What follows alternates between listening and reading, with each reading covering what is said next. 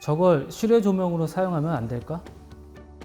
가로등, 공원 등에 쓰이는 메탈 램프는 LED 램프에 비하면 에너지 소모는 많은데 수명은 짧고 빛의 품질도 좋지 않습니다. 이걸 어떻게 해결해야 되나 약간 쉽지 않은 과제였습니다. 그러다 현대 스카이워커스 배구단이 있는 유관스 체육관에 LED 조명을 교체하게 되었는데 곧 버려지는 기존 LED 조명이 쌓여 있는 걸 보고 문득 생각이 들었습니다. 저걸 실외 조명으로 사용하면 안 될까? 순탄치는 않았어요. 제가 작은 농촌 마을에 거주하고 있는데 가끔 마을 어르신들이랑 대화를 하다 보면 직불금 신청해야 되는데 내 논, 밭, 지번을 헷갈리신다던가 깜빡하신다는 경우가 있더라고요. 그래서 저는 저희가 가지고 있는 공간 정보를 도민에게 제공하기 위해서 하늘에서 본 마을 지도를 제작하게 되었습니다. 용기를 냈죠. 어차피 버려질 거 한번 테스트는 해보자. 비 오는 날 밤에 불을 켰는데 괜찮은 거예요. 메탈 램프보다 더 밝고요. 제가 원래 종합운동장에서 러닝을 많이 뛰는데요.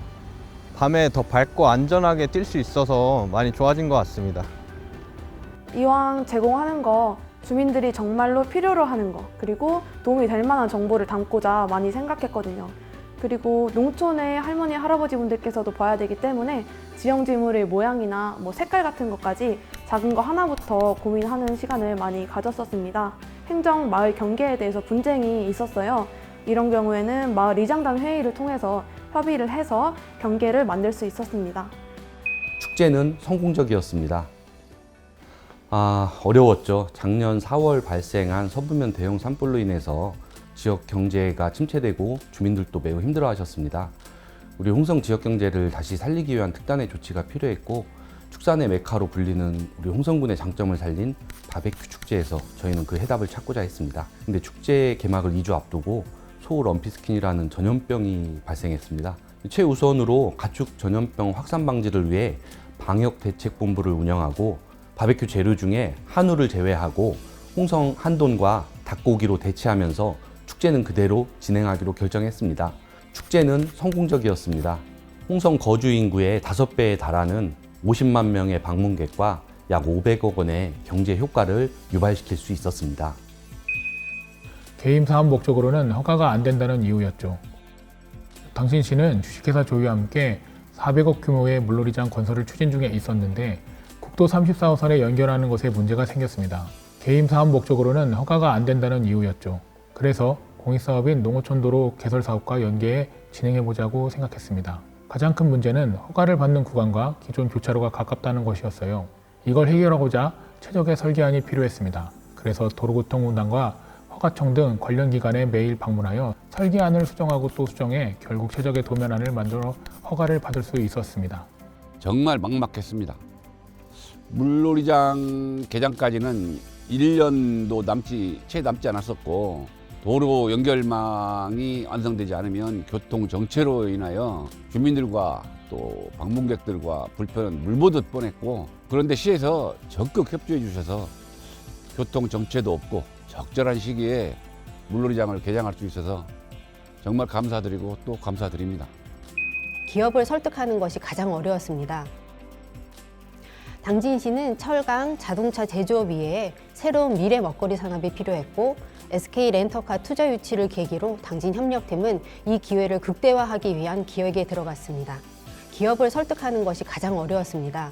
기업은 가시적인 성과와 실익이 중요하기 때문에 국정과제 참여가 번거로웠기 때문인데요. 그래서 저희는 기업 입장에서도 매력을 느낄 수 있도록 대중소기업 상생 계획을 통한 기업의 이미지 제고와 안정적인 사업 운영이라는 이익을 제안했죠.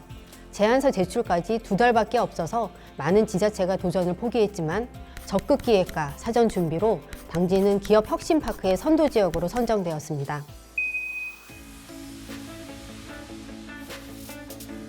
기후변화 자연재해로부터 식량 안보를 높이는 것은 우리 팀의 최대의 고민거리였습니다. 여름에 수확할 수 있는 벼가 있다면 이러한 여러 가지 문제들을 해결할 수 있지 않을까라는 생각이 문득 들었고 이러한 저의 생각을 저희 주변 사람들과 공유하게 되었습니다.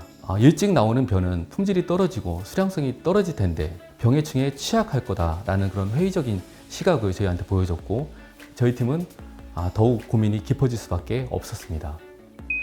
290m 11만 톤급 대형 크루즈선이 서산 대산항에 입항할 수 있다는 것을 증명하기 위해서 부산, 제주, 인천, 여수, 속초 그리고 서산, 무슨 서산의 크루즈선이냐 많은 분들이 불가능할 것이라 얘기를 했습니다. 사실 겁도 났었는데요.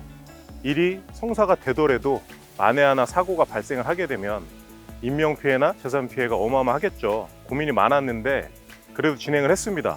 290m, 11만 톤급 대형 크루즈선이 서산 대산항에 입항할 수 있다는 것을 증명하기 위해서 안전성 평가 용역을 분리하고 발품을 팔아서 용역비를 2억 원에서 수천만 원으로 줄여서 공증을 받아냈습니다. 10여 년에 걸쳐 빠름이라는 품종을 개발하게 되었습니다. 빠름이 품종은 우리나라에서 개발된 벼 품종 중에서 생육기간이 가장 짧기 때문에 메탄 발생량을 줄일 수 있고 다른 작목과의 이모작이 용이한 측면이 있습니다. 이러한 성과를 인정받아서 올해 환경부로부터 기후위기 적응 품종으로 수상을 하게 되었습니다. 예, 금년 5월에 서산에서 출발한 충청권 최초의 국제 크루즈선이 6박 7일간의 운항을 성공적으로 해냈습니다. 충청권 크루즈 관광 활성화를 위한 첫걸음이자 충남의 인프라를 활용한 공식적인 첫 해외 출입국 사례가 되었는데요.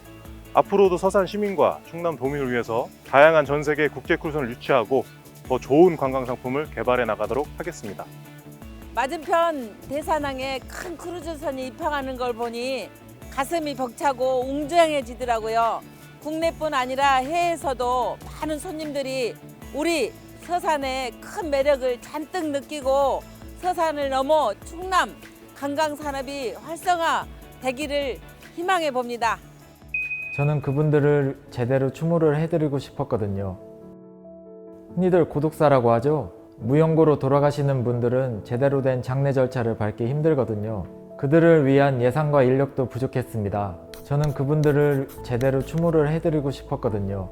그래서 관련 전문 봉사단체들과 지역 장례식장을 돌아다니며 적극적인 협의를 통해 고인을 추모할 수 있는 방안들을 마련하는 일명 사후복지를 확대를 했죠. 주민분들과 고인의 지인분들의 긍정적인 모습에 진작할 걸 이런 생각이 들더라고요. 음식물 쓰레기만 줄여도 탄소 중립에 한 걸음 다가간다는 사실을 알고 계신가요? 여름철에는 조금만 쌓아두면 악취로 미간을 찌푸리게 하는 음식물 쓰레기, 여러분은 어떻게 처리하십니까? 보통 전용 봉투나 수거함에 버리시는데요. 음식물 쓰레기만 줄여도 탄소 중립에 한 걸음 다가간다는 사실을 알고 계신가요? 그래서 저는 신기술 벤치마킹을 통해 음식물 쓰레기 저감 제품을 선정하여 공공주택 28세대를 대상으로 설치했는데 입주자들이 매우 만족했을 뿐만 아니라 음식물 쓰레기 배출량도 80% 이상 줄일 수 있었습니다.